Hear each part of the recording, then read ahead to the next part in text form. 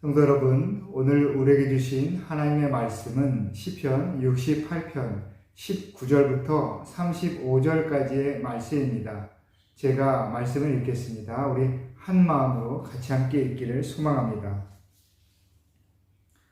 날마다 우리 짐을 지시는 주, 곧 우리의 구원이신 하나님을 찬송할지로다. 하나님은 우리에게 구원의 하나님이시라. 사망에서 벗어남은 주 여호와로 말미암음이거니와 그의 원수들의 머리 곧 죄를 짓고 다니는 자의 정수리는 하나님이 쳐서 깨뜨리시리로다. 주께서 말씀하시기를 내가 그들을 바산에서 돌아오게 하며 바다 깊은 곳에서 도로 나오게 하고 내가 그들을 심히 치고 그들의 피에 내 발을 잠그게 하며 내 집의 개의 혀로 내 원수들에게서 제 분깃을 얻게 하리라 하시도다. 하나님이여 그들이 주께서 행차하심을 보았으니 곧 나의 하나님 나의 왕이 성소로 행차하시는 것이라. 쏘고치는 처녀들 중에서 노래 부르는 자들은 앞서고 악기를 연주하는 자들은 뒤따르나이다. 이스라엘의 근원에서 나온 너희여 대회 중에 하나님 곧 주를 송축할지어다. 거기에는 그들을 주관하는 작은 베냐민과 유다의 고관과 그들의 무리와 수불론의 고관과 납달리의 고관이 있도다.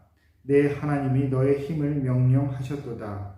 하나님이여 우리를 위하여 행하신 것을 견고하게 하소서.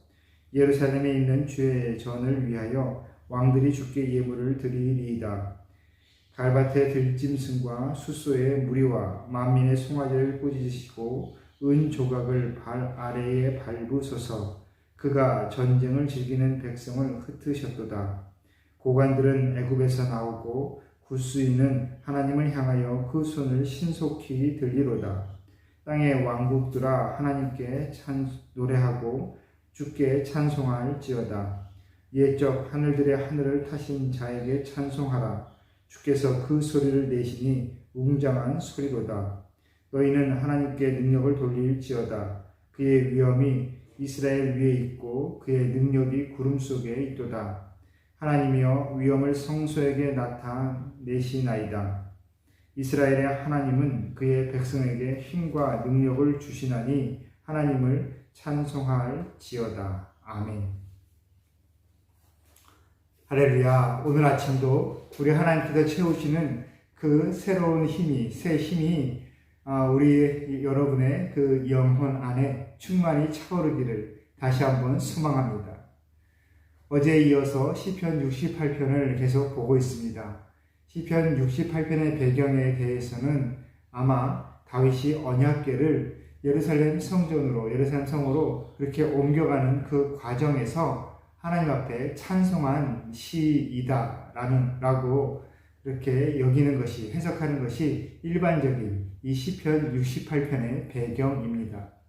어제도 언급해드렸지만 다윗이 하나님의 언약궤를 예루살렘 성으로 모셔드리는 그 과정 가운데 그 감격을 주체하지 못하고 찬송하고 노래하고 있습니다.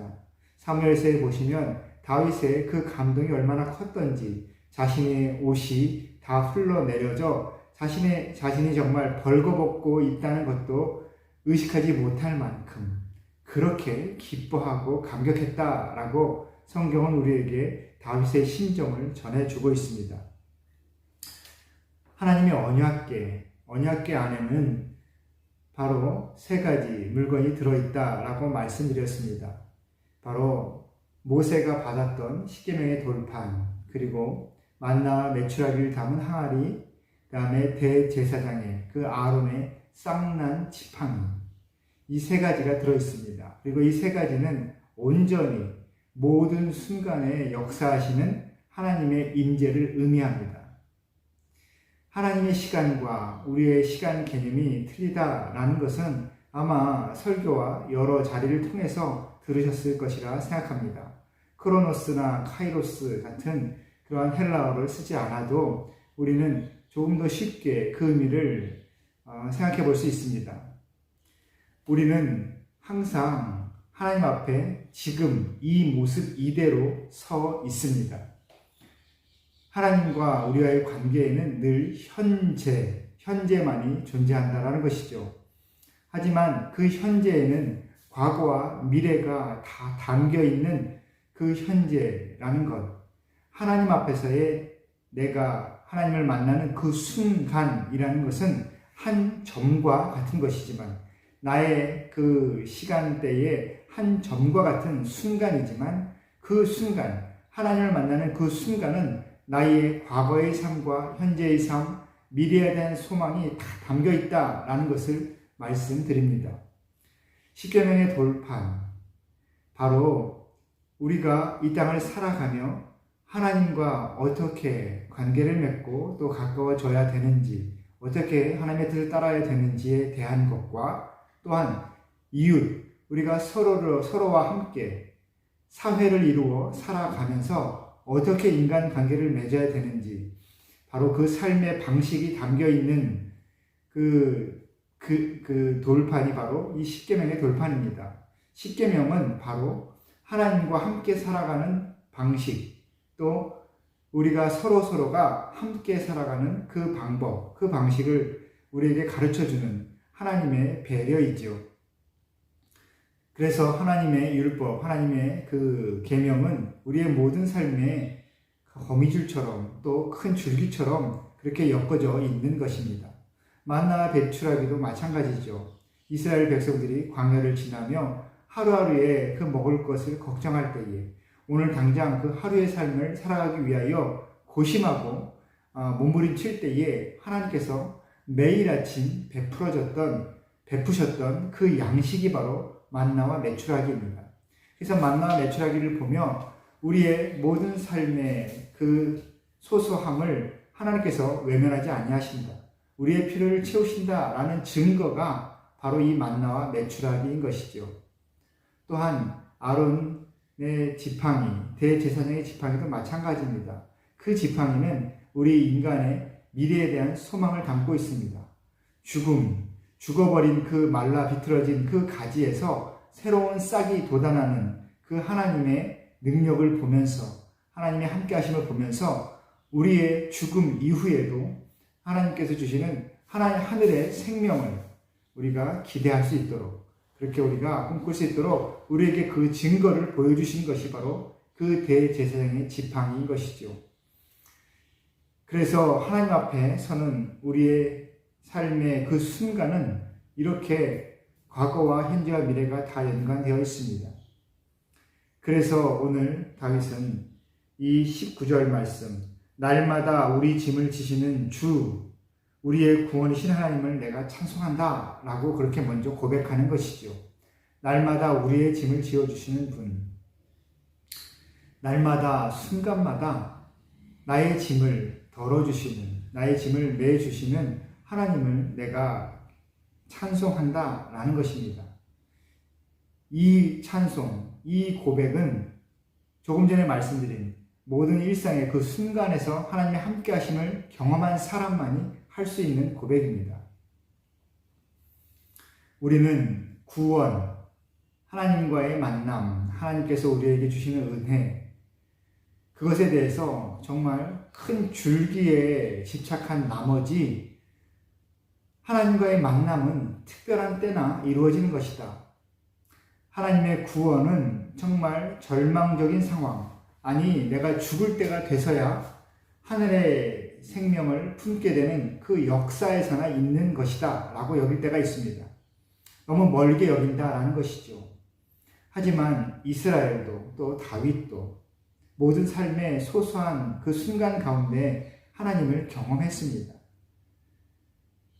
또한 사무엘의 어머니 한나도 자신이 아이를 갖지 못하는 정말 인간적인 문제를 놓고 하나님 앞에 몸부림치며 나아가지요. 자신의 그 짐을 덜어달라고. 엘리사 시대에 그 어렵고 힘든 가난과 시대적인 환란이 함께하는 그 어려운 순간에도 그 엘리사 시대, 그 시대에도 과부들이 자신의 양식을 구하고, 하루 먹을 양식을 구하고, 또 자신의 아들, 자신의 아들의 그 질병과 죽음을 하나님 앞에 눈물로 간구하는 그 역사를 우리는 이미 알고 있습니다. 그들은 모두 자신이 살아가는 그 평범한 일상에서 하나님의 은혜를 경험했지요. 하나님의 구원은 우리의 모든 일상 가운데 이루어집니다. 바로 오늘 하루도, 오늘 이 순간에도 말이지요. 그런데 우리가 왜 그렇게 하나님의 구원을 멀게 여기느냐? 바로 날마다, 순간마다 하나님의 함께 하심을 체험하지 못하고 또 깨닫지 못하기 때문입니다. 우리의 신앙은 단 한순간에 결정되어지는 것이 아닙니다. 우리의 믿음은 사실 굉장히 오랜 시간을 거쳐 쌓여지는 것이죠. 신앙의 여정이라는 것이 그런 것 아니겠습니까? 우리의 믿음은 여러분이 지금 이 자리에 계신 것은 어느 한순간의 계기 때문이 아닙니다. 내가 어떤 설교를 한번 듣고 또 어떤 좋은 믿음의 선배를 만나서 한순간에 믿음을 얻은 것 같지만 그 이전에 나의 마음에 갈급함이 있었고 또 내가 품고 있었던 내 삶의 배경이 다 있었습니다. 그 모든 것이 쌓이고 쌓여 어느 한순간에 마치 도화선에 불이 붙듯이 하나님께서 성령의 불을 붙여주신 것이지요. 그래서 우리는 이렇게 하나님 앞에 서 있는 것입니다. 믿음은 오랜 시간을 담고 있습니다. 그래서 로마서에는 우리의 삶을 통하여 환난이 있고 그 환난을 통하여 우리가 인내하며 연단을 받은 이후에 내일에 대한 소망이 생기리라 라고 우리의 여정을 그렇게 설명하고 있죠. 오늘 다윗도 마찬가지입니다. 날마다의 이 신앙을 갖기 위하여 다윗은 이미 오늘 시편 68편 19절 이하부터 30절 쭉 말씀 그 이후까지 그 고백을 지금 담고 있습니다. 하나님께서 어떻게 역사하셨고 또 어떤 분이시고 내가 부모로부터 내 조상, 내 민족에 어떠한 일을 행하셨는지 그리고 그 행하신 그 하나님의 은혜가 우리 민족에게 또 내 부모에게 어떻게 나타났는지 나는 그들의 증거를 다 들었다. 그리고 그 모든 하나님의 은혜가 내게도 이루어지고 있고 또 나 이후에 내 자녀들에게도 이루어질 것이다 라는 그 모든 감격, 그 노랫소리를 오늘 시편 68편에 지금 그렇게 고백하고 있는 것입니다. 그래서 우리에게 정말 중요한 것은 바로 하나님께서 어떠한 일을 행하시는지, 하나님의 은혜가 어떻게 언제 또 누구에게 또 어떠한 결과로 임하시는지 그것을 아는 것이 중요합니다. 그것을 알아야지 우리는 이 날마다의 신앙에 가까워질 수 있지요. 우리가 그것을 어떻게 알 수 있느냐? 바로 지금 이 순간 나의 마음, 나의 영혼, 또 나의 생각을 점검할 수 있는 하나님의 음성이 내게 가까이 있기 때문에 우리는 그 나의 신앙을 먼저 점검할 수 있습니다. 하나님의 말씀은 바로 이 성경에 있습니다. 하나님의 말씀이지요. 이 성경은 아마 신앙이 없는 분이 보시면 하나의 역사책이고 하나의 에피소드, 스토리를 담은 책이겠지만 성령 하나님의 그 임재를 품고 믿음을 가진 우리는 이 말씀을 보면 과거에 역사하셨던 그 하나님의 말씀이 지금 이 순간에도 내게도 역사함을 느낄 수 있습니다. 하나님의 말씀이 어느 한 지점이 아니라 이 말씀이 그 모든 우리의 일상 가운데 역사하고 있음을 우리는 그때 깨달을 수 있죠. 하나님께서는 늘 우리에게 말씀을 주십니다. 그래서 우리는 그 말씀의 자리에 가까이 나갈 수밖에 없죠. 계속해서 말씀드리지만 성경은 우리가 하나님 앞에 나아가는 방법을 가르쳐 주고 있습니다. 해답을 주는 책이 아니죠. 저도 목회를 하다 보면 많은 분들이 제게 질문을 던집니다. 교회 안에서뿐만 아니라 교회 밖에서도 말이죠.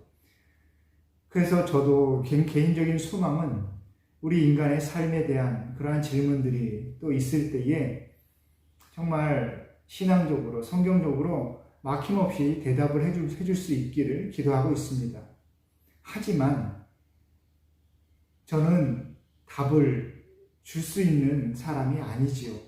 이 땅에 누구도 우리 인생의 해답, 성경의 해답, 하나님의 말씀에 대한 정답, 그 깨달음을 줄 수 없습니다. 그 누구도 말입니다. 만약에 자신이 이 성경을 통하여 말씀하시는 하나님의 뜻을 본인이 알고 있다. 그 답을 얘기해 주겠다. 이건 이런 것이다. 라고 하면서 그 답을 누가 준다고 하면 그 사람은 100% 이단입니다. 하나님께서는 모든 이에게 공평하게 하나님의 말씀을 주셨습니다. 이 말씀을 통하여 하나님께 나오게 하셨지요. 그리고 그 은혜는 우리 예수 그리스도의 그 십자가의 은혜로 말미암아 이루어진 것입니다. 예수님의 십자가로 말미암아 성전, 특별히 선택받은 사람들만 하나님의 음성을 들을 수 있었던 그 모든 벽이 바로 성소의 휘장이 찢어짐으로 또 모든 것이 회파됨으로 우리 모든 이에게 공평하게 은혜가 전해졌지요. 예전에 성소는 특별한 제사장만 들어갈 수 있는 구별된 장소였지만 이제 성령 하나님이, 보혜사 성령 하나님이 우리 모두의 마음 가운데 계셔서 우리가 곧 성전이 된 지금은 우리 스스로 하나님의 말씀을 듣고 하나님의 마음을 깨달아갈 수 있습니다. 그것이 은혜이지요.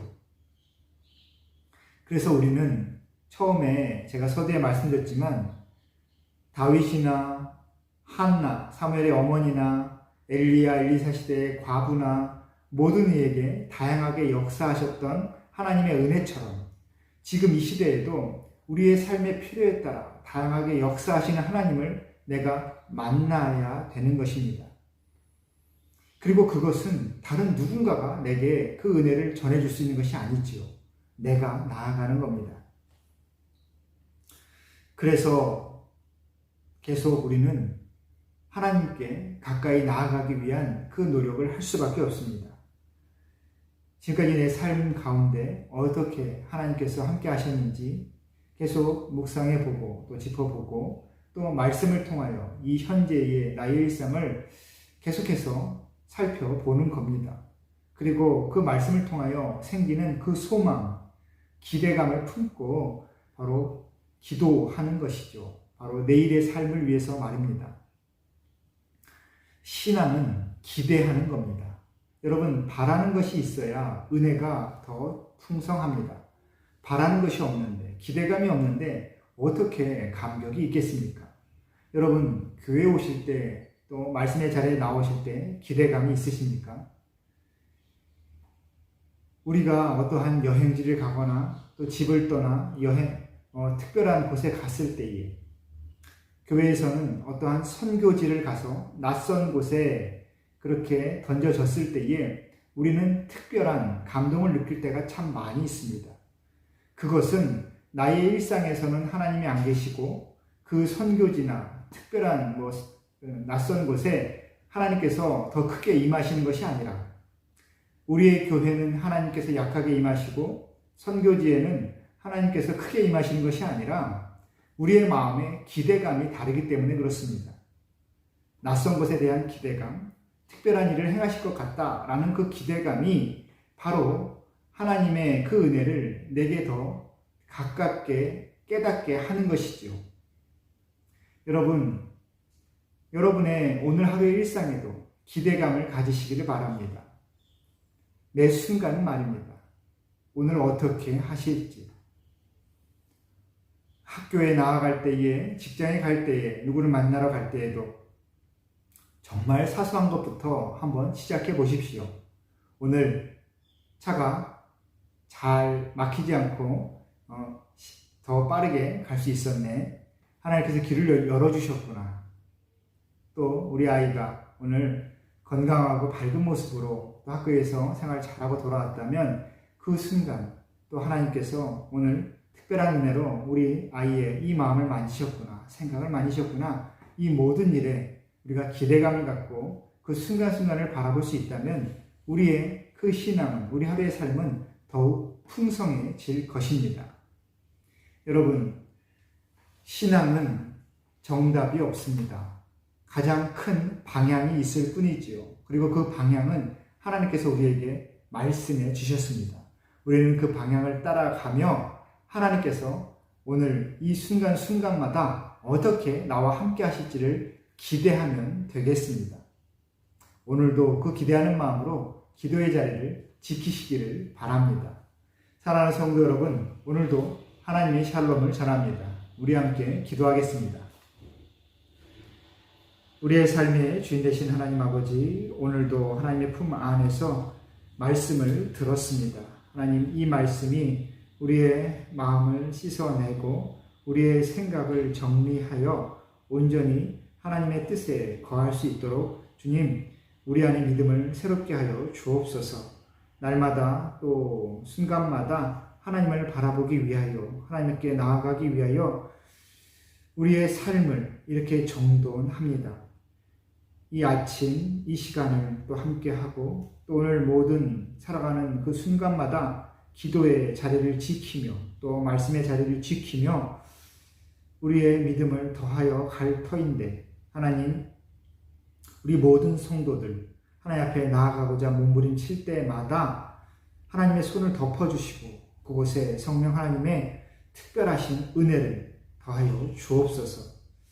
하나님, 오늘 하루의 모든 일상이 하나님께서 행하실 일들에 대한 기대감으로 충만하기를 원합니다.